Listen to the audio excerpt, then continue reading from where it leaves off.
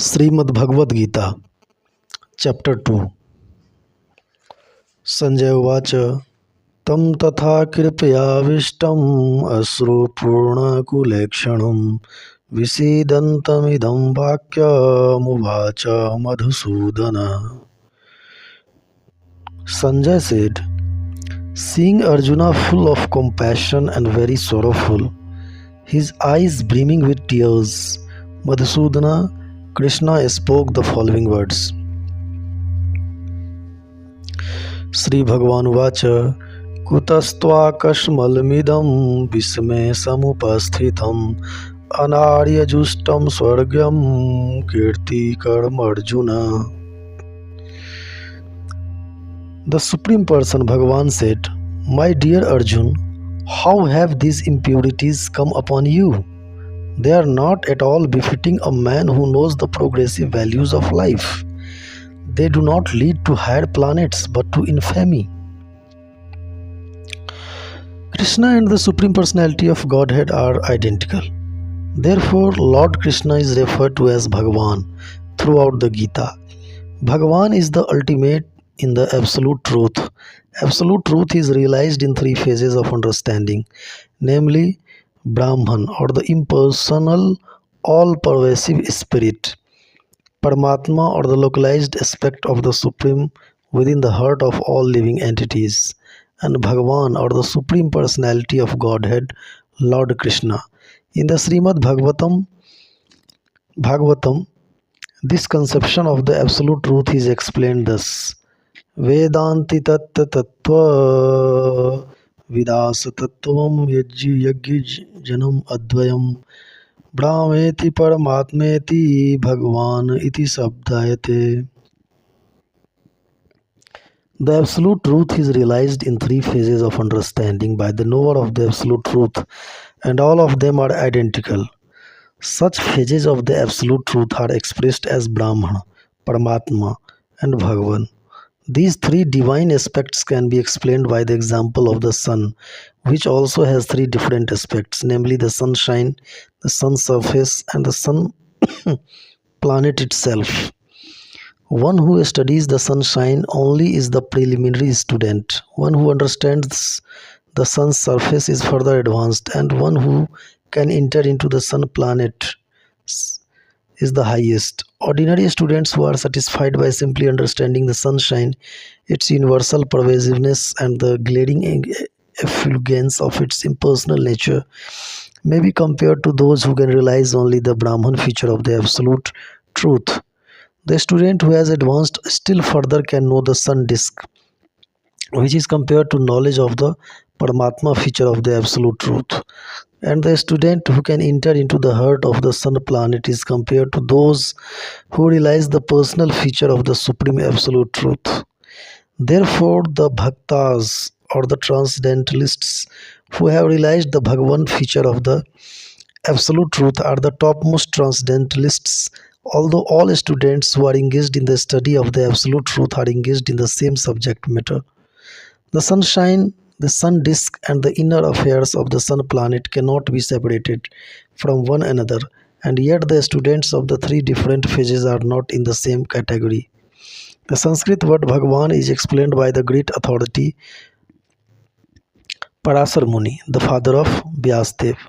The Supreme Personality who possesses all riches, all strength, all fame, all beauty, all knowledge, and all renunciation is called Bhagavan. There are many persons who are very rich, very powerful, very beautiful, very famous, very learned, and very much detached, but no one can claim that he possesses all riches, all strength, etc. entirely. Only Krishna can claim this because he is the Supreme Personality of Godhead. No living entity, including Brahma, Lord Shiva, or Narayan, can possess opulences as fully as Krishna. Therefore, it is concluded in the Brahma Samhita by Lord Brahma himself that Lord Krishna is the Supreme Personality of Godhead. No one is equal to or above him. He is the primeval Lord or Bhagavan known as Govinda, and he is the supreme cause of all causes.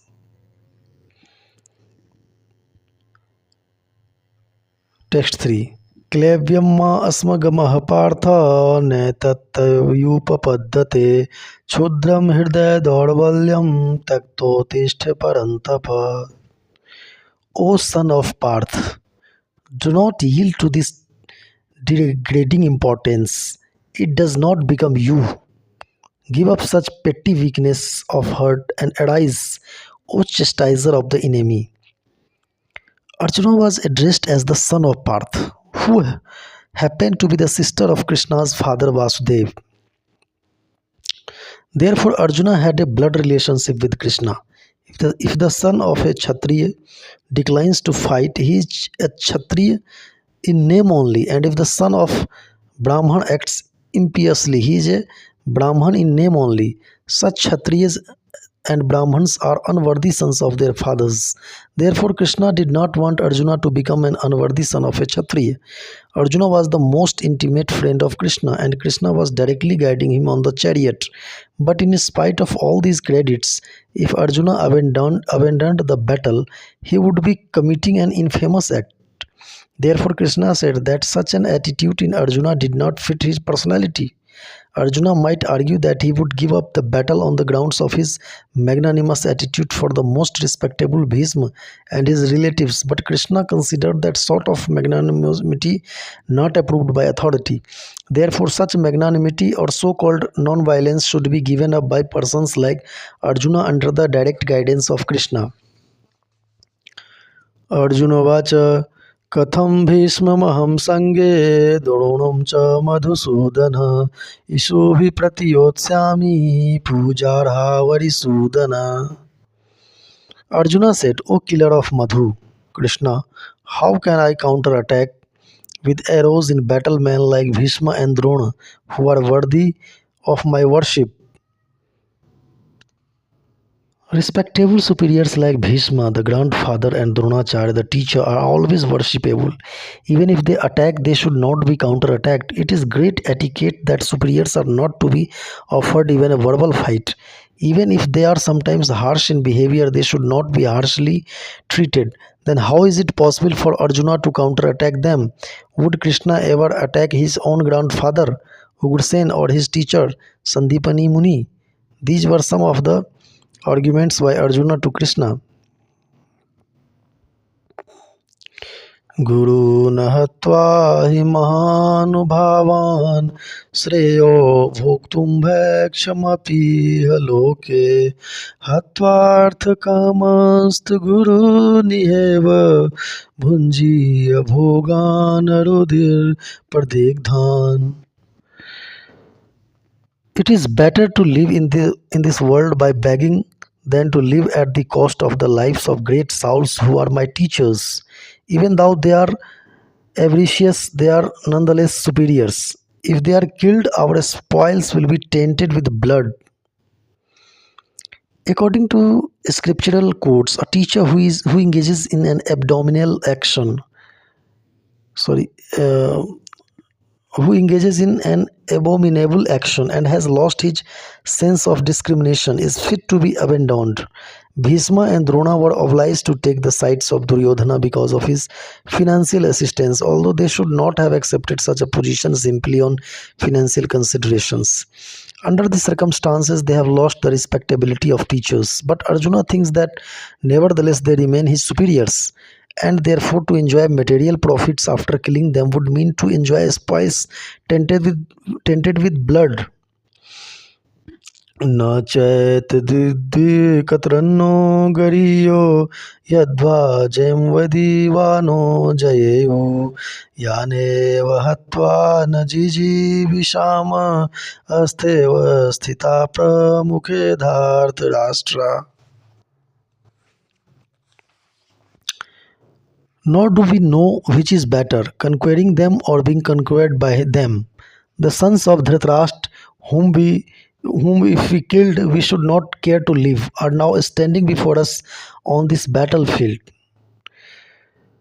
Arjuna did not know whether he should fight and risk unnecessary violence, although fighting is the duty of the Kshatriyas, or whether he should refrain and live by begging. If he did not conquer the enemy, begging would be his only means of subsistence. Nor was there certainty of victory, because either side might emerge victorious. Even if victory awaited them, still, if the sons of Dhritarashtra died in battle, it would be very difficult to live in their absence. Under the circumstances, that would be another kind of defeat for them. All these considerations by Arjuna definitely prove that he was not only a great devotee of the Lord, but that he was also highly enlightened and had complete control over his mind and senses. His desire to live by begging, although he was born in the royal household, is another sign of detachment. He was truly virtuous, as these qualities combined with his faith in the words of instruction of Sri Krishna indicate it is concluded that Arjuna was quite fit for liberation. Unless the senses are controlled, there is no chance of elevation to the platform of knowledge, and without knowledge and devotion, there is no chance of liberation. कापणदोषोपहत स्वभाव पृच्छामि त्वां धर्मसम्मूढचेता यच्छेयः सान्निशितं ब्रूहि तन्मे शिष्यस्तेऽहं साधि मां त्वां प्रपन्नम्. Now I am confused about my duty and have lost all composure because of weakness. In this edition, I am asking you to tell me clearly what is best for me.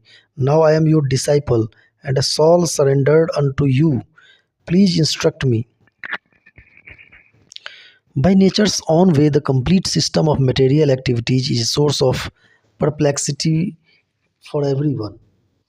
In every step, there is perplexity, and therefore, it behooves one to approach a bona fide spiritual master who can give one proper guidance for executing the purpose of life. All Vedic literatures advise us to approach a bona fide spiritual master to get free from the perplexities of life which happen without our desire. They are like a forest fire that somehow blazes without being set by anyone. Similarly, the world situation is such that perplexities of life automatically appear without our wanting such confusion. No one wants fire, and yet it takes place, and we become perplexed. The Vedic wisdom therefore advises that in order to solve the perplexities of life and to understand the science of the solution, one must approach a spiritual master who is in the disciplic succession. A person with a bona fide spiritual master is supposed to know everything. One should not therefore remain in material perplexities but should approach a spiritual master. This is the purport of this verse.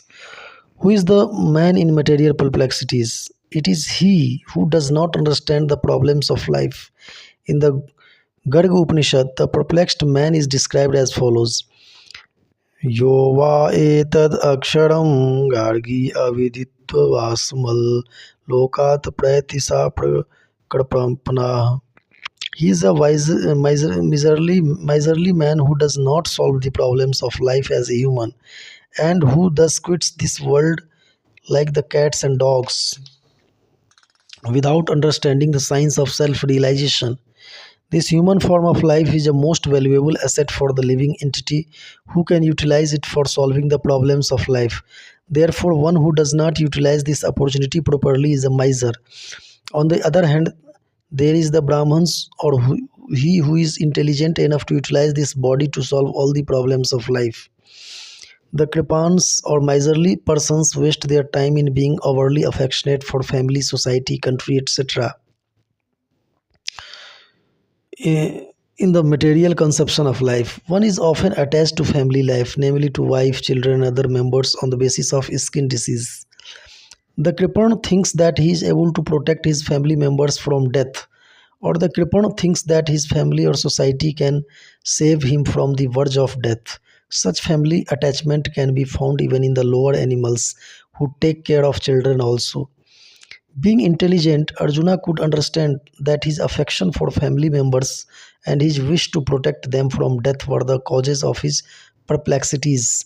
Although he could understand that his duty to fight was awaiting him, still, on account of miserly weakness, he could not discharge the duties. He is therefore asking Lord Krishna, the Supreme Spiritual Master, to make a definite solution. He offers himself to Krishna as a disciple. He wants to stop friendly talks. Talks between the master and the disciple are serious. And now Arjuna wants to talk very seriously before the recognized spiritual master. Krishna is therefore the original spiritual master of the science of Bhagavad Gita, and Arjuna is the first disciple for understanding the Gita. How Arjuna understands the Bhagavad Gita is stated in the Gita itself, and yet foolish mundane scholars explain that one need not submit to Krishna as a person, but to the unborn within Krishna. There is no difference between Krishna's within and without, and one who has no sense of this understanding is the greatest fool in trying to understand Bhagavad Gita. Nahi prapashyami mamapanuddha dachhokamusho muchoshanamindriyanam avapya bhuma vasapatnamriddham rajyam suranam apichadhipatyam. I can find no means to drive away this grief which is dyeing up my senses. I will not be able to destroy it even if I win an unrivaled kingdom on the earth with sovereignty like that of the demigods in heaven. Although Arjuna was putting forward so many arguments based on knowledge of the principles of religion and moral codes, it appears that he was unable to solve his real problem without the help of the spiritual master, Lord Sri Krishna. He could understand that his so called knowledge was useless in driving away his problems, which were drying up his whole existence, and it was impossible for him to solve such perplexities without the help of a spiritual master like Lord Krishna. Academic knowledge, scholarship, high position, etc., are all useless in solving the problems of life. Help can only be given by a spiritual master like Krishna. Therefore, the conclusion is that a spiritual master who is 100% Krishna conscious is the bona fide spiritual master, for he can solve the problems of life. Lord Chaitanya said that one who is master in the science of Krishna consciousness, regardless of his social position, is the real spiritual master. It does not matter whether a person is a Vipra, learned scholar in Vedic wisdom, or he is born in a lower family, or is in the renounced order of life. If he is a master in the science of Krishna, he is the perfect and bona fide spiritual master. So, without being a master in the science of Krishna consciousness, no one is a bona fide spiritual master. It is also said in Vedic literatures. Sanjay Uvacha एवमुक्त्वा हृषीकेशं गुडाकेशः परन्तप न योत्स इति गोविन्द मुक्त्वा तूष्णीव बभूव. Sanjay said, having spoken thus, Arjuna, chastiser of enemies, told Krishna, Govinda, I shall not fight, and fell silent. तमुवाच हृषीकेश प्रहसन्निव भारत सेनयोरुभयोर्मध्ये विसीदन्तमिदं वच. O descendant of Bharat, at that time Krishna, smiling in the midst of both the armies, spoke the following words to the grief-stricken Arjuna. Sri Bhagavan Vacha असोच्यानन्वशोचस्त्वं प्रज्ञावादंश्च भाषसे गतासून गतासूंश्च नानुशोचति Pandita. The blessed Lord said, while speaking learned words, you are mourning for what is not worthy of grief.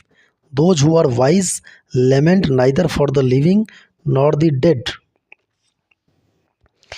The Lord at once took the position of the teacher and chastised the student, calling him indirectly a fool. The Lord said, you are talking like a learned man, but you do not know that one who is learned, one who knows what is body and what is soul, does not lament for any stage of the body, neither in the living nor in the dead condition. As it will be explained in later chapters, it will be clear that knowledge means to know matter and spirit and the controller of both. Arjuna argued that religious principles should be given more importance than politics or sociology, but he didn't know that knowledge of matter, soul, and the supreme is even more important than religious formulary. न त्वेवाहं जातु नासं न त्वं नेमे जनाधिपा न चैव न भविष्यामः सर्वे वयं तः परम्. Never was there a time when I did not exist, nor you, nor all these kings, nor in the future shall any of us cease to be. In the Vedas, in the Katha Upanishad, as well as in the Svet Svetvastar Upanishad, it is said that the Supreme Personality of Godhead is the maintainer of innumerable living entities in terms of their different situations according to individual work and reaction of work. That Supreme Personality of Godhead is also by his plenary portions alive in the heart of every living entity. देहिनोऽस्मिन् यथा देहे कौमारं यौवनं जरा तथा देहान्तरप्राप्तिर्धीरस्तत्र न मुह्यति. As the embodied soul continually passes in this body from boyhood to youth to old age, the soul similarly passes into another body at death. The self realized soul is not bewildered by such a change. Since every living entity is an individual soul, each is changing his body every moment, manifesting sometimes as a child, sometimes as a youth, and sometimes as an old man. Yet the same spirit soul is there and does not undergo any change. This individual soul finally changes the body at death and transmigrates to another body. And since it is sure to have another body in the next birth, either material or spiritual, there was no cause for lamentation by Arjuna on account of death, neither for Bhishma nor for Drona, for whom he was so much concerned. Rather, he should rejoice for their changing bodies from old to new one, thereby rejuvenating their energy. Such changes of body account for varieties of enjoyment or suffering according to one's work in life. So, Bhishma and Drona, being noble souls, were surely going to have either spiritual bodies in the next life or at least life in heavenly bodies for superior enjoyment of material existence. So, in either case, there was no cause of lamentation. Any man who has perfect knowledge of the constitution of the individual soul, the super soul and nature, both material and spiritual, is called adhir or a most sober man. Such a man is never deluded by the change of bodies. The Mayavadi theory of oneness of the spirit soul cannot be entertained on the ground that spirit soul cannot be cut into pieces as a fragmental portion. Such cutting into different individual souls would make the supreme cleavable or changeable against the principle of the supreme soul being unchangeable. मात्रा स्पर्शास्तु कौन्तेय शीतोषण सुख दुःखदा आगमापायिनो नित्यास्ता स्थितच्छस्व Bharat. O son of Kunti, the non-permanent appearance of happiness and distress and their disappearance in due course are like the appearance and disappearance of winter and summer seasons. They arise from sense perception, ocean of Bharat, and one must learn to tolerate them without being disturbed. In the proper discharge of duty, one has to learn to tolerate non-permanent appearances and disappearances of happiness and distress. According to Vedic injunction, one has to take his bath early in the morning, even during the month of Magh, January, February. It is very cold at that time, but in spite of that, a man who abides by the religious principles does not hesitate to take his bath. Similarly, a woman does not hesitate to cook in the kitchen in the months of May and June, the hottest part of the summer season. One has to execute his duty in spite of climatic inconveniences. Similarly, to fight in the is the religious principle of the Kshatriyas. And although one has to fight with some friend or relative, one should not deviate from his prescribed duty. One has to follow the prescribed rules and regulations of religious principles in order to rise up to the platform of knowledge, because by knowledge and devotion only one can one liberate himself from the clutches of Maya. The two different names of address given to Arjuna are also significant. To address him as Konteya signifies his great blood relations from his mother's side, and to address him as Bharat signifies his greatness from his father's side. From both sides, he is supposed to have a great heritage. A great heritage brings responsibility in the matter of proper discharge of duties. Therefore, he cannot avoid fighting. यं हि न व्यथन्ते ते पुरुषं पुरुषर्षभ सम्मदुःखसुखं धीरं सोमृत्वाय कल्पते. O best among men, Arjuna, the person who is not disturbed by happiness and distress and is steady in both is certainly eligible for liberation. न सतो विद्यते भावो न भावो विद्यते सत उभयोरपि हृष्टोऽन्तस्त्वन्योस्तत्त्वदर्शिभिः. Those who are seers of the truth have concluded that of the non-existent there is no endurance, and of the existent there is no cessation. The seers have concluded by studying the nature of both. अविनाशी तु तद्विद्धि येन सर्वमिदं ततं विनाशमव्यस्यस्य न कश्चित् कर्तुमर्हति. Know that which pervades the entire body is indestructible. No one is able to destroy the imperishable soul. This verse more clearly explains the real nature of the soul, which is spread all over the body. Anyone can understand what is spread all over the body. It is consciousness. Everyone is conscious of the pains and pleasures of the body in part or as a whole. This spreading of consciousness is limited within one's own body. The pains and pleasure of one body are unknown to another. Therefore, each and every body is the embodiment of an individual soul, and the symptom of the soul's presence is perceived as individual consciousness. The soul is described as 1/10,000th part of the upper portion of the hair point in size.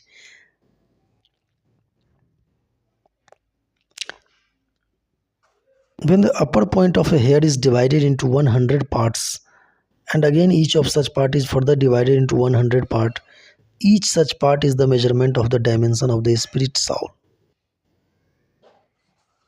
The soul is atomic in size and can be perceived by perfect intelligence. This atomic soul is floating in the five kinds of air. Pran, Apan, Vyan, Saman, and Udan is situated within the heart and spreads its influence all over the body of the embodied living entities. When the soul is purified from the contamination of the five kinds of material air, its spiritual influence is exhibited. The Hatha Yoga system is meant for controlling the five kinds of air encircling the pure soul by different kinds of sitting postures, not for any material profit but for liberation of the minute soul from the entanglement of the material atmosphere. So, the constitution of the atomic soul is admitted in all Vedic literatures, and it is also actually felt in the practical experience of any sane man. Only the insane man can think of this atomic soul as all pervading Vishnu Tattva. अंतवंत इमे देहा नित्यस्योक्ता शरीरिणः अनाशीनो प्रमेयस्य तस्मादुद्धस्व Bharat. Only the material body of the indestructible, immeasurable, and eternal living entity is subject to destruction. Therefore, fight, O descendant of Bharat. य एनं वेत्ति हन्तारं यश्चैनं मन्यते हतम् उभौ तौ न विजानीतो नायं हन्ति न हन्यते. He who thinks that the living entity is the slayer or that he is slain does not understand. One who is in knowledge knows that the self slays not nor is slain. न जायते म्रियेतैवा कदाचित् न्यायं भूत्वा भविता वा न भूय अजो नित्यः शाश्वतोऽयं पुराणो न हन्यते हन्यमाने शरीरे. For the soul there is never birth nor death, nor having once been does he ever cease to be. He is unborn, eternal, ever existing, undying, and primeval. He is not slain when the body is slain. Qualitatively, the small atomic fragmental part of the Supreme Spirit is one within with the Supreme. He undergoes no changes like the body. Sometimes the soul is called the steady or kutast. The body is subject to six kinds of transformations. It takes its birth in the womb of the mother's body, remains for some time, grows, produces some effects, gradually dwindles, and at last vanishes into oblivion. The soul, however, does not go through such changes. The soul is not born, but because he takes on a material body, the body takes its birth. The soul does not take birth there, and the soul does not die. Anything which has birth also has death, and because the soul has no birth, he therefore has no past, present, or future. He is eternal, ever existing, and primeval. That is, there is no trace in history of his coming into being. Under the impression of the body, we seek the history of birth, etc., of the soul.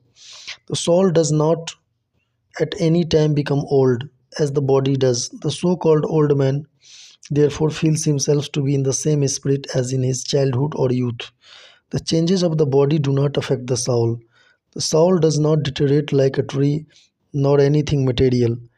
The soul has no byproduct either. The byproduct of the body, namely children, are also different individual souls, and owing to the body, they appear as children of a particular man. The body develops because of the soul's presence, but the soul has neither offshoots nor change. Therefore, the soul is free from the six changes of the body. In the Kathopanishad, also we find a similar passage which reads, न जायते मृत्ये न जायते मर्यते वा विपश्चिन्नायं कुतश्चिन्ना विभु कश्चित् न नित्यस् शाश्वतोऽयं पुराणो न हन्यते हन्यमाने शरीरे.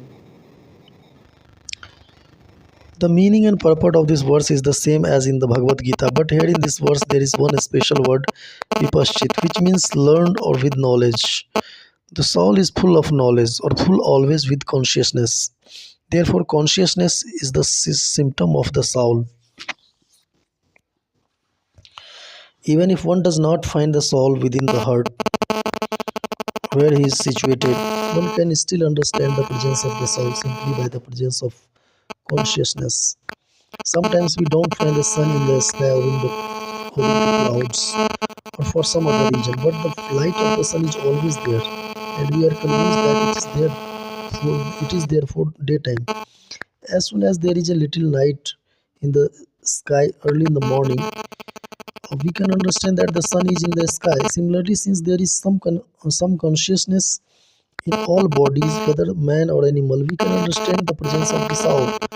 This consciousness of the soul is, however, different from the consciousness of the Supreme, because the Supreme consciousness is all knowledge past, present, and future. The consciousness of the individual soul is prone to be forgetful when he is forgetful of his real nature. He obtains education and enlightenment from the superior lesson of Krishna. But Krishna is not like the forgetful soul. If so, Krishna's teachings of Bhagavad Gita would be useless. वेदाविनाशिनं नित्यं य एनमजमव्ययं कथं स पुरुषः पार्थ कं घातयति हन्ति किम्. O Parth, how can a person who knows that the soul is indestructible, unborn, eternal, and immutable kill anyone or cause anyone to kill? वासांसि जीर्णानि यथा विहाय नवानि गृह्णाति नरोपराणि तथा शरीराणि विहाय जीर्णान्यन्यानि संयाति नवानि देहि. As a person puts on new garments, giving up old ones, similarly the soul accepts new material bodies, giving up the old and useless ones.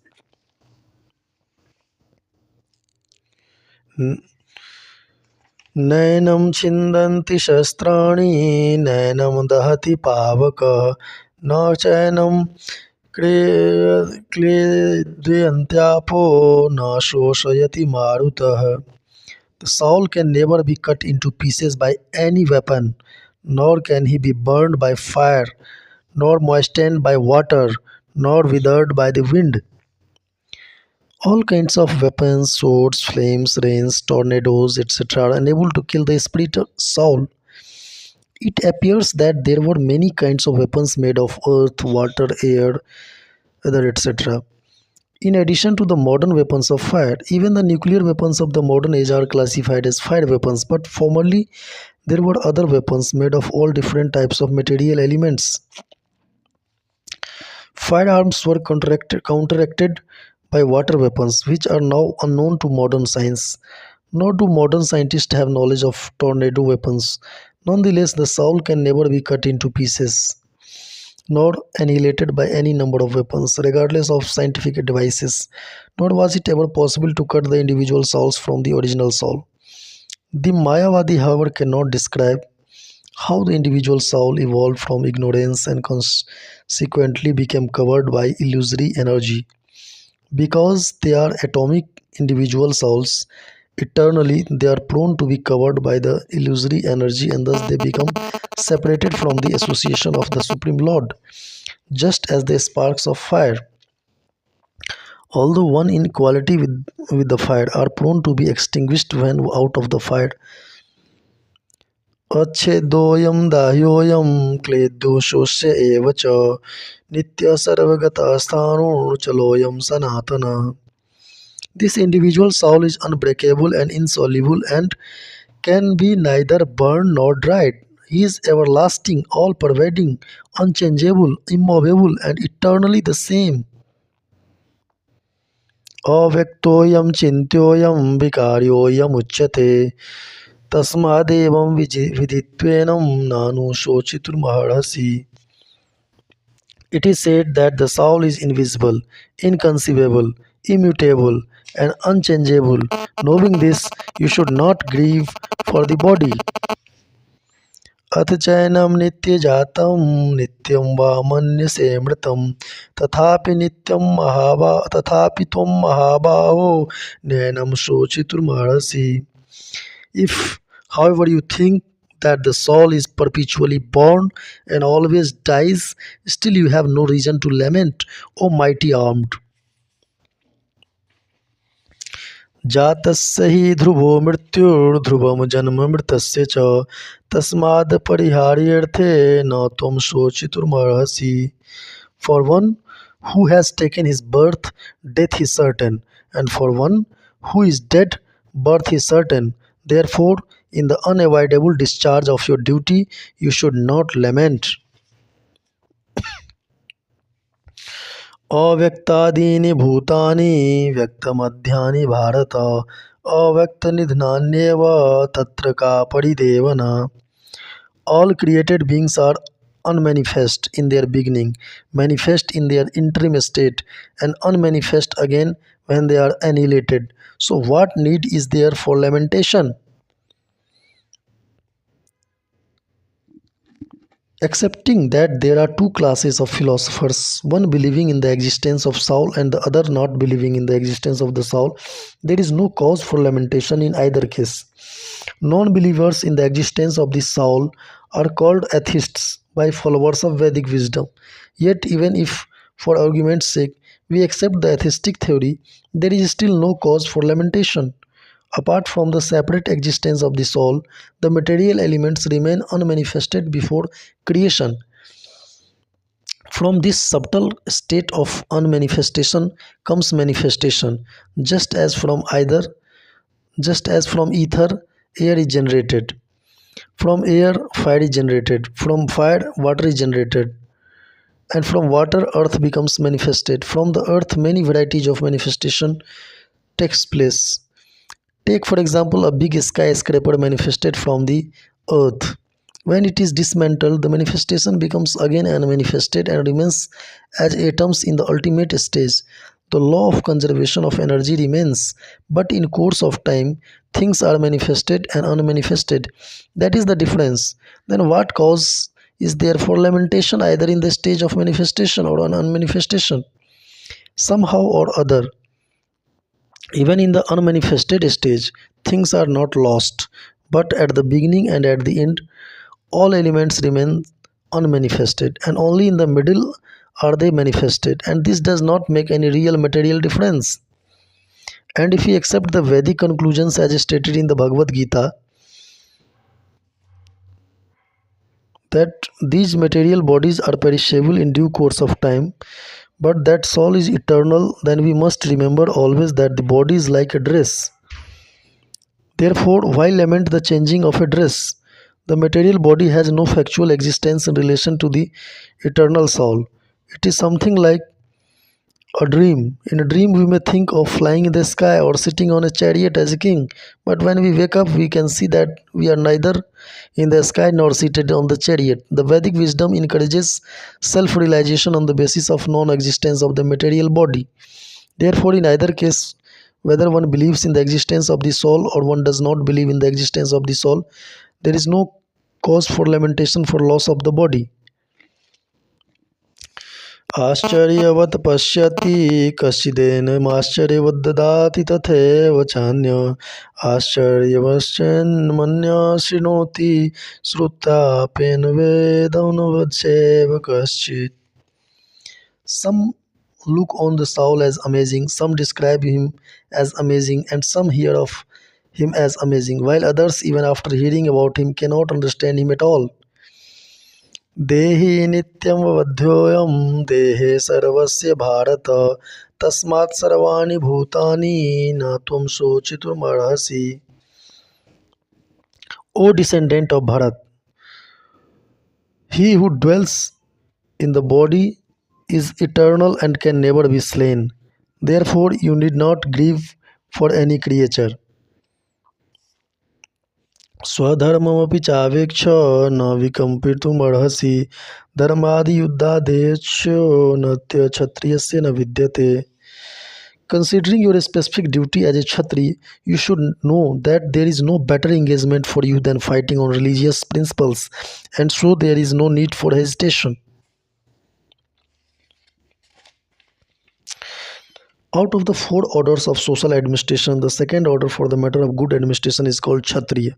Kshat means hurt. One who gives protection from harm is called Kshatriya.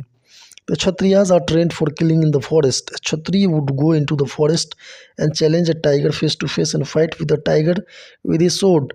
When the tiger was killed, it would be offered the royal order of cremation. This system is being followed even up to the present day by Kshatriya kings of Jaipur state. The Kshatriyas are especially trained for challenging and killing because religious violence is sometimes a necessary factor. Therefore, Kshatriyas are never meant for accepting directly the order of sannyas or renunciation. Non-violence in politics may be a diplomacy, but it is never a factor of principle. In the religious law,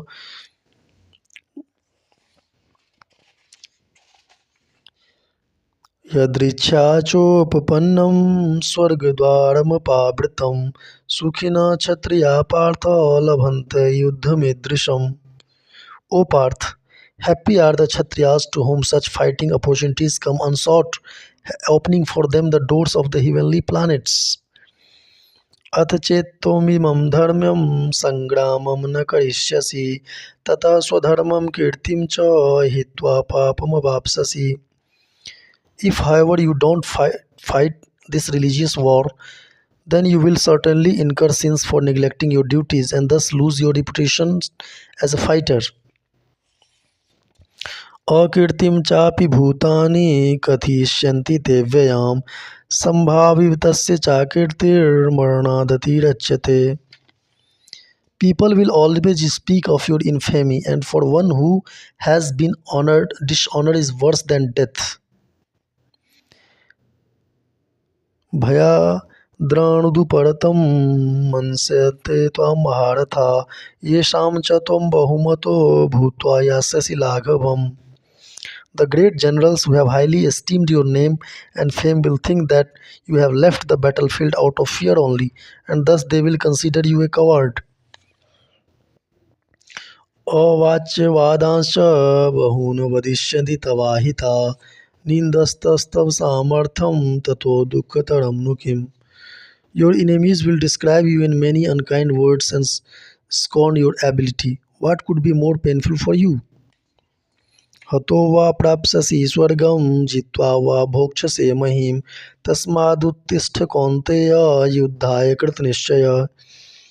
O son of Kunti, either you will be killed on the battlefield and attain the heavenly planets, or you will conquer and enjoy the earthly kingdom.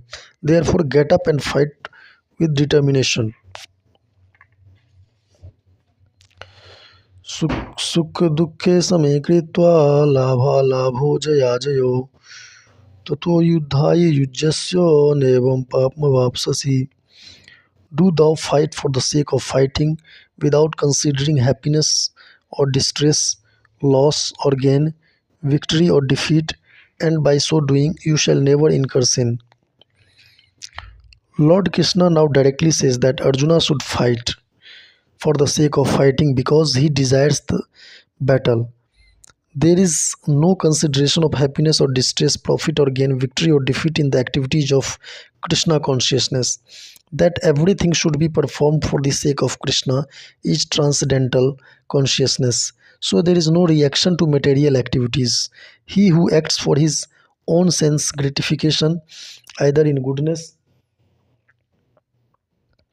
or in passion, is subject to the reaction, good or bad. But he who has completely surrendered himself in the activities of Krishna consciousness is no longer obliged to anyone, nor is he a debtor to anyone, as one is in the ordinary course of activities.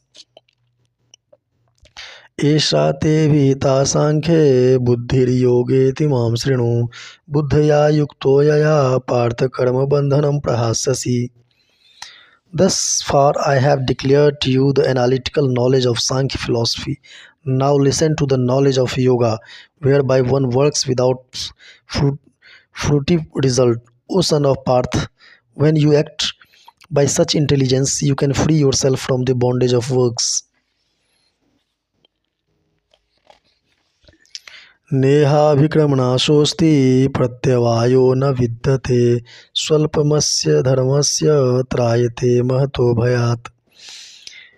In this endeavor, there is no loss or diminution, and a little advancement on this path can protect one from the most dangerous type of fear. व्यवसात्मिका बुद्धिर्के गुरुनंदन बहुशाखा हिनन्ताश्च बुद्धियो व्यवसायिनाम्. Those who are on this path are resolute in purpose, and their aim is one. O beloved child of the Kurus, the intelligence of those who are irresolute in many branched. यामिमां पुष्पितां वाचं प्रवदन्तविपश्चिता वेदवादरता Partha नान्यदस्तीति वादिना कामात्मानः स्वर्गपरा जन्मकर्मफलप्रदां क्रियाविशेषबहुलां भोगेश्वरगतिं प्रतिम्. Men of small knowledge are very much attached to the flowery words of the Vedas, which recommend various fruitive activities for elevation to heavenly planets, resultant good birth, power, and so forth. Being desirous of sense gratification and opulent life, they say that there is nothing more than this. भोगैश्वर्यप्रसक्तानां तया प्रयतचेतसां व्यवसात्मिका बुद्धिः समाधो न विधीयते.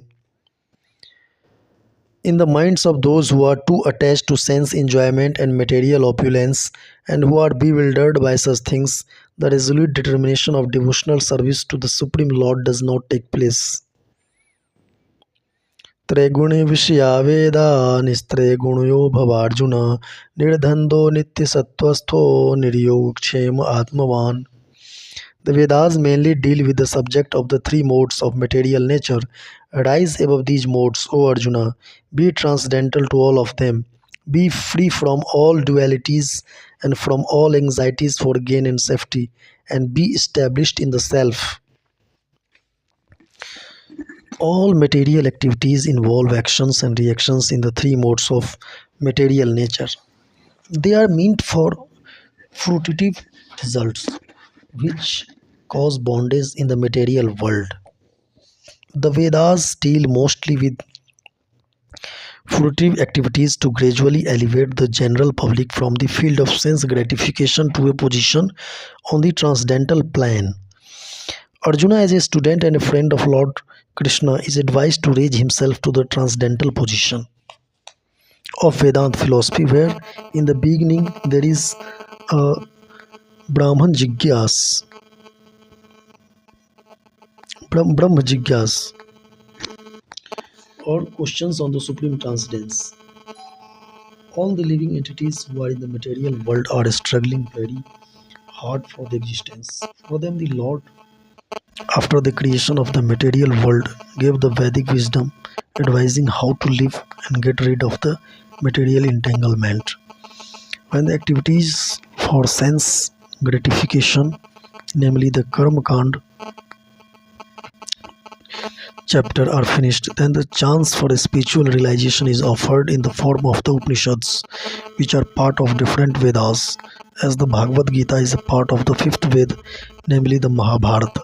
The Upanishads mark the beginning of transcendental life. यावानर्थ उदपाने सर्वतः संप्लुतोदके तावान् सर्वेषु वेदेषु ब्राह्मणस्य विजानतः. All purposes that are served by the small pond can at once be served by the great reservoirs of water. Similarly, all the purposes of the Vedas can be served to one who knows the purpose behind them.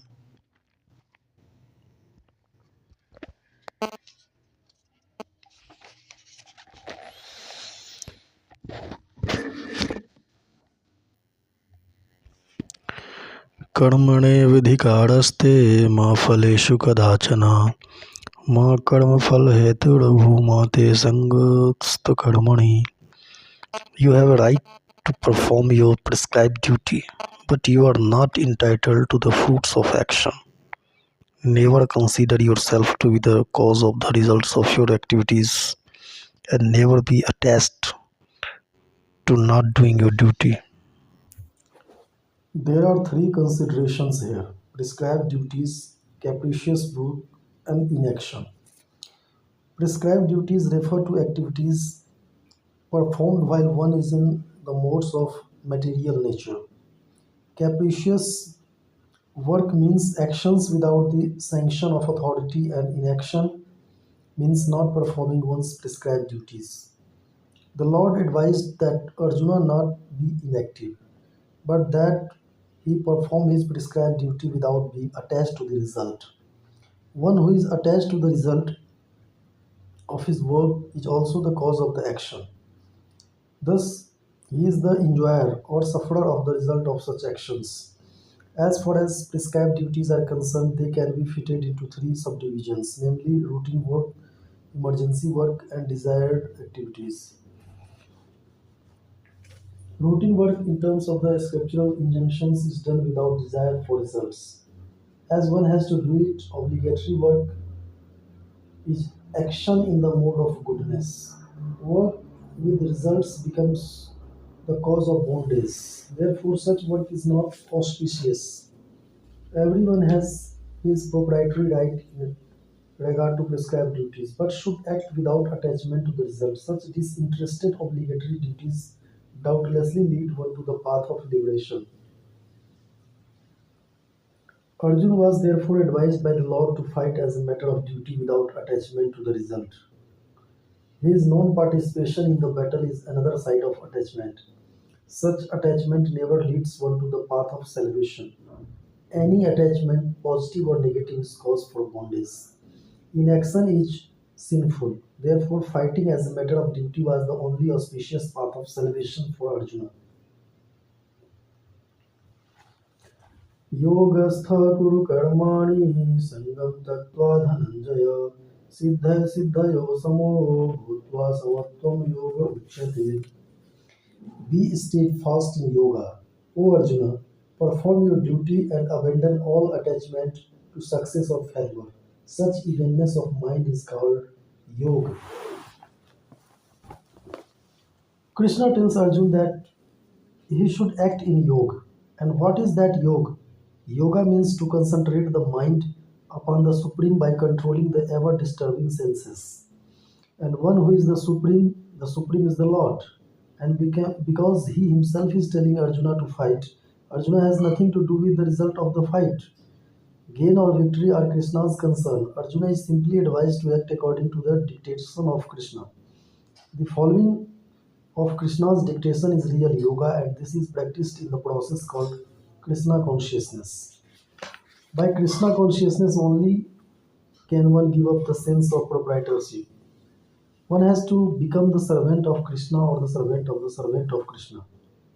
That is the right way to discharge duty in Krishna consciousness, which alone can help one to act in yoga.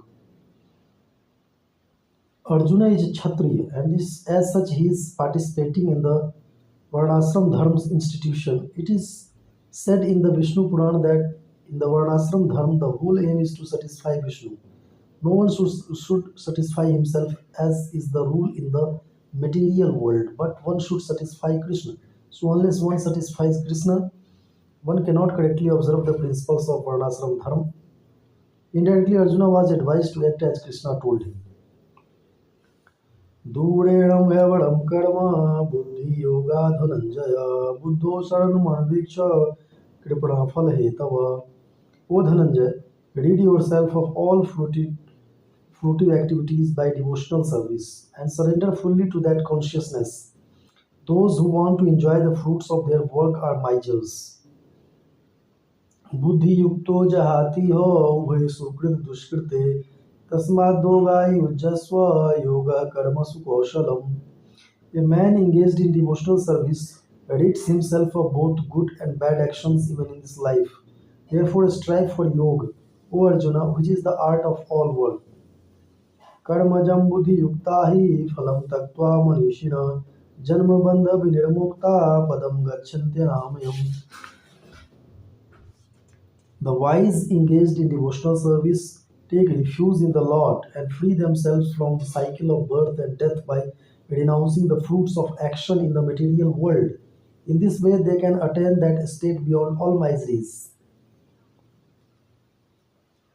यदा ते मोहकलीलं बुद्धिरव्यतिरिष्यति तदा गन्तासि निर्वेदं श्रोतव्यस्य श्रुतस्य च.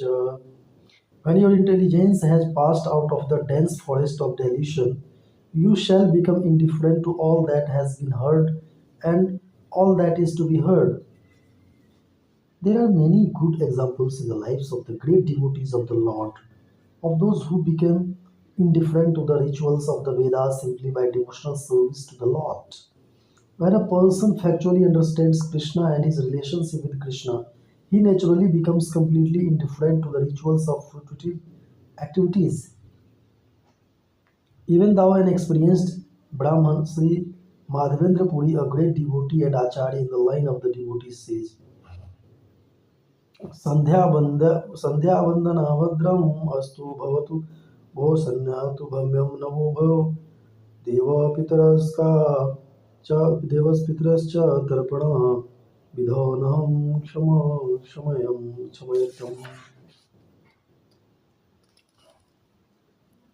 श्रुतिविप्रतिपन्ना ते यदा स्थास्यति निश्चला समाधावचला बुद्धिस्तदा योगमवाप्स्यसि.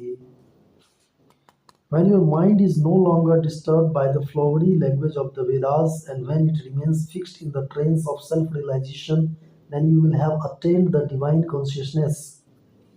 Arjuna Vacha स्थितप्रज्ञस्य का भाषा समाधिस्तस्य केशव स्थितिधि किं प्रभाषेत किमासीत व्रजेत किम. Arjuna said, what are the symptoms of one whose consciousness is thus immersed in transcendence? How does he speak and what is his language? How does he sit and how does he walk? Shri भगवान watch प्रजहाति यदा कामान् सर्वान् पार्थ मनोगतान् आत्मन्येवात्मना तुष्ट स्थिति प्रज्ञस्तदोच्यते. The blessed Lord said, O Parth, when a man gives up all varieties of sense desire which arise from mental concoction and when his mind finds satisfaction in the self alone, then he is said to be in pure transcendental consciousness.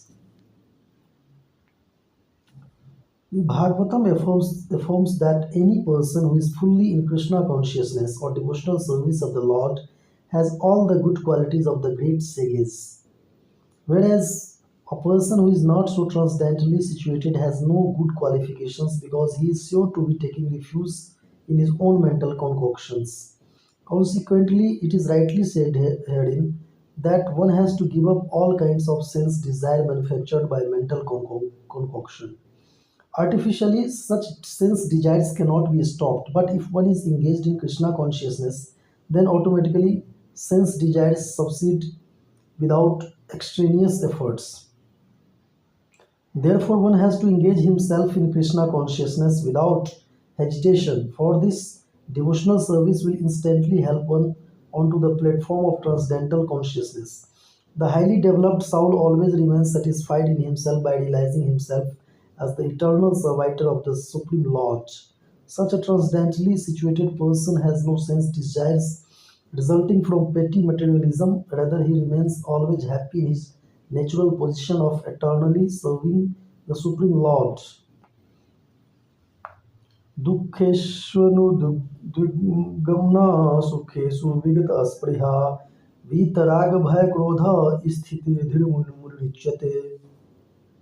One who is not disturbed in spite of the threefold miseries, who is not elated when there is happiness, and who is free from attachment, fear, and anger, is called a sage of steady mind. यः सर्वत्र तत्प्राप्य शुभाशुभं नाभिनन्दति न द्वेष्टि तस्य प्रज्ञा प्रतिष्ठिता. He who is without attachment, who does not rejoice when he obtains good, nor lament when he obtains evil, is firmly fixed in perfect knowledge. यदा संगहरते चायं कुर्मुंगानीव सर्वश इंद्रियाणीन्द्रियार्थेभ्यस्तस्तज्ञा प्रज्ञा प्रतिष्ठिता. One who is able to withdraw his senses from sense objects, as the tortoise draw his limbs within the shell, is to be understood as truly situated in knowledge. The test of a yogi, devotee, or self realized soul is that he is able to control the senses according to his plan. Most people, however, are servants of the senses and are thus directed by the dictation of the senses. That is the answer to the question as to how the yogi is situated.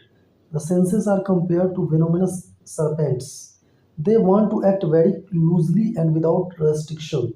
The yogi or the devotee must be very strong to control the serpents, like a snake charmer. He never allows them to act independently. There are many injunctions in the revealed scriptures. Some of them are do nots, and some of them are do's. Unless one is able to follow the do's and don'ts, restricting oneself from sense enjoyment, it is not possible to be firmly fixed in Krishna consciousness. The best example set herein is the tortoise. The tortoise can at any moment wind up his senses and exhibit them again at any time for particular purpose. Similarly, the senses of the Krishna conscious persons are used only for some particular purpose in the service of the Lord and are withdrawn otherwise. Keeping the senses always in the service of the Lord is the example set by the analogy of the tortoise, who keeps the senses within. विषया विनिर्वर्तन्ते निराहारस्य देहिनः रसवर्जमरसोऽप्यस्य परं दृष्ट्वा निवर्तते. The embodied soul may be restricted from sense enjoyment through the taste for sense objects remains. The embodied soul may be restricted from sense enjoyment, though the taste for sense objects remains. But seizing such engagements by experiencing a higher taste, he is fixed in consciousness. यततो ह्यपि कौन्तेय पुरुषस्य विपश्चित इंद्रियाणि प्रमाथीनि हरन्ति प्रसभं मनः. The senses are so strong and impetuous, O Arjuna, that they forcibly carry away the mind even of a man of discrimination who is endeavoring to control them. There are many learned sages, philosophers, and transcendentalists who try to conquer the senses, but in spite of their endeavors, even the greatest of them sometimes fall victim to material sense enjoyment due to the agitated mind. Even Vishwamitra, a great sage, and perfect yogi was misled by Menaka into sex enjoyment. Although the yogi was endeavoring for sense control with severe types of penance and yoga practice. And of course, there are so many similar instances in the history of the world. Therefore, it is very difficult to control the mind and the senses without being fully Krishna conscious. Without engaging the mind in Krishna, one cannot see such material engagements. A practical example is given by Sri Yamunacharya, a great saint and devotee, who said, "Since my mind has been engaged in the service of the lotus feet of Lord Krishna, and I have been enjoying an ever new transcendental humor, whenever I think of sex life with a woman, my face at once turns from it, and I spit at the thought." Krishna consciousness is such a transcendently nice thing that automatically material enjoyment becomes distasteful. It is as if a hungry man had satisfied with hunger by a sufficient quantity of nutritious eatables. Maharaja Ambrish also conquered a great yogi, Durvasa Muni, simply because his mind was engaged in Krishna consciousness. तानि सर्वाणि संयम्य युक्त आसीत मत्पर वशे यस्येन्द्रियाणि तस्य प्रज्ञा प्रतिष्ठिता. One who restrains his senses and fixes his consciousness upon me is known as a man of steady intelligence. ध्यायतो विषयान् पुंसः सङ्गस्तेषुपजायते सङ्गात् सञ्जायते कामः कामात् क्रोधोऽभिजायते. While contemplating the objects of the senses, a person develops attachment for them, and from such attachment lust develops, and from lust anger arises. क्रोधाद् भवति सम्मोहः सम्मोहात् स्मृतिविभ्रमः स्मृतिभ्रंशात् बुद्धिनाशो बुद्धिनाशात् प्रणश्यति. From anger delusion arises, and from delusion bewilderment of memory. When memory is bewildered, intelligence is lost, and when intelligence is lost, one falls down again into the material pool. राग द्वेष विमुक्तेस्तु विषयानिन्द्रियश्चरण आत्म वश्येन विधेयात्मा प्रसादमधिगच्छति. One who can control his senses by practicing the regulated principles of freedom can obtain the complete mercy of the Lord and thus become free from all attachment and aversion. Prasade सर्वदुःखानां हानिरस्योपजायते प्रसन्नचेतसो यासु बुद्धिपर्यवतिष्ठते. For one who is so situated in the divine consciousness, the threefold miseries of material existence exist no longer. In such a happy state, one's intelligence soon becomes steady. नास्ति बुद्धिर्युक्तस्य न चायुक्तस्य भावना न चाभावयतः शान्तिर्शान्तस्य कुतः सुखम्. One who is not in transcendental consciousness can have neither a controlled mind nor a steady intelligence, without which there is no possibility of peace. And how can there be any happiness without peace? इन्द्रियाणां हि चरतां यन्मनोनुविधीयते तदस्य हरति प्रज्ञां वायुर्नां विभांसि. As a boat on the waver is swept away by a strong wind, even one of the senses on which the mind focuses can carry away a man's intelligence. Unless all of the senses are engaged in the service of the Lord, even one of them engaged in sense gratification can deviate the devotee from the path of transcendental advancement. As mentioned in the life of Maharaja Ambrish, all of the senses must be engaged in Krishna consciousness, for that is the correct technique for controlling the mind. तस्मादस्य महाबाहो निगृहीतानि सर्वश इन्द्रियाणीन्द्रियार्थेभ्यस्तस्य प्रज्ञा प्रतिष्ठिता. Therefore, O mighty armed, one whose senses are restrained from their objects is certainly of steady intelligence. As enemies are curbed by superior force, similarly the senses can be curbed not by any human endeavor but only by keeping them engaged in the service of the Lord. One who has understood this, that only by Krishna consciousness is one really established in intelligence, and that one should practice this art under the guidance of a bona fide spiritual master, is called sadhak, or a suitable candidate for liberation. या निशा सर्वभूतानां तस्यां जागर्ति संयमी यस्यां जागृति भूतानि सा निशा पश्यतो मुनः. What is night for all beings is the time of awakening for the self-control, and that the time of awakening for all beings is night for the introspective sake. आपूर्यमाणमचलप्रतिष्ठं समुद्रमापः प्रविशन्ति यद् तद्गतकामायं प्रविशन्ति सर्वे स शान्तिमाप्नोति न कामकामी. A person who is not disturbed by the incessant flow of desires that enter like rivers into the ocean which is ever being filled but is always still can alone achieve peace, and not the man who strives to satisfy such desires. Although the vast ocean is always filled with water, it is always, especially during the rainy season, being filled with much more water. But the ocean remains the same, steady. It is not agitated, nor does it cross beyond the limit of its brink. That is also true of a person fixed in Krishna consciousness. As long as one has the material body, the demands of the body for sense gratification will continue. The devotee, however, is not disturbed by such desires because of his fullness. A Krishna conscious man is not in need of anything because the Lord fulfills all his material necessities. Therefore, he is like the ocean, always full in himself. Desires may come to him like the waters of the rivers that flow into the ocean, but he is steady in his activities, and he is not even slightly disturbed by desires for sense gratification. That is the proof of a Krishna conscious man, one who has lost all inclinations for material sense gratification, although the desires are present.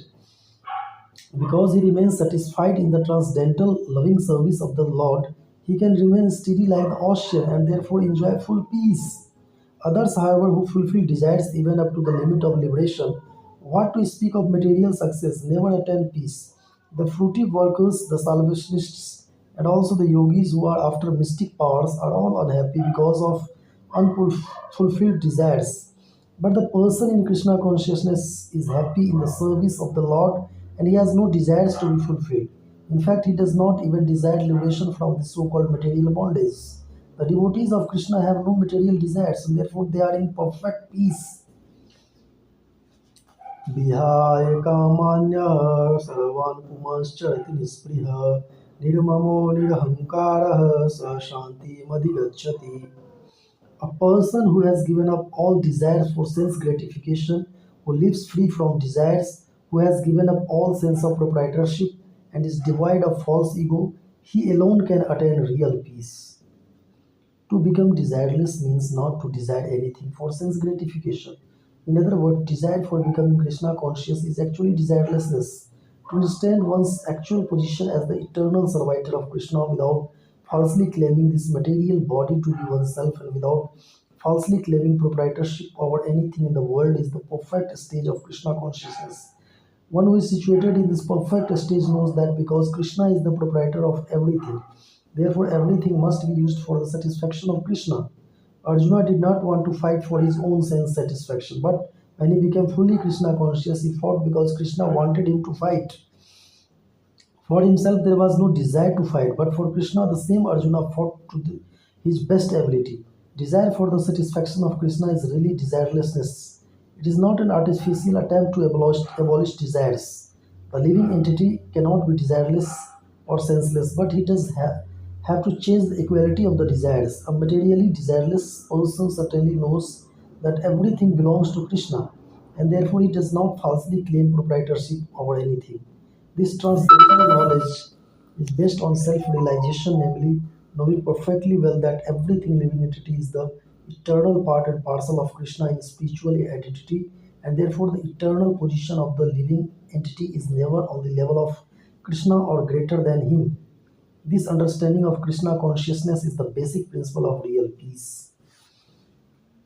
एषा ब्राह्मी स्थितिः पार्थ नैन प्राप्य विमुह्यति स्थित्वावास्तमन्तकालेऽपि ब्रह्मनिर्माणमृच्छति. This is the way of the spiritual and godly life, after attaining which a man is not bewildered, being so situated even at the hour of death one can enter into the kingdom of God. One can attain Krishna conscious or divine life at once within a second, or one may not attain such a state of life even after millions of births. It is only a matter of understanding and accepting the fact. Khatwang Maharaj attained this state of life just a few minutes before his death by surrendering unto Krishna. Nirvana means ending the process of materialistic life. According to Buddhist philosophy, there is only void after the completion of this material life. But Bhagavad Gita teaches differently. Actual life begins after the completion of this material life.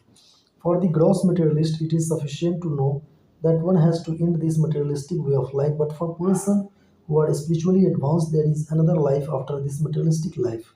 Before ending this life, if one fortunately becomes Krishna conscious, he at once attains the stage of Brahma Nirvana. There is no difference between the kingdom of God and the devotional service of the Lord, since both of them are on the absolute plane. To be engaged in the transcendental loving service of the Lord is to have attained the spiritual kingdom. In the material world, there are activities of sense gratification, whereas in the spiritual world, there are activities of Krishna consciousness. Attainment of Krishna consciousness even during this life is immediate attainment of Brahman, and one who is situated in Krishna consciousness has certainly already entered into the kingdom of God. Brahman is just the opposite of matter. Therefore, Brahmi Sthiti means not on the platform of material activities. Devotional service of the Lord is accepted in the Bhagavad Gita as the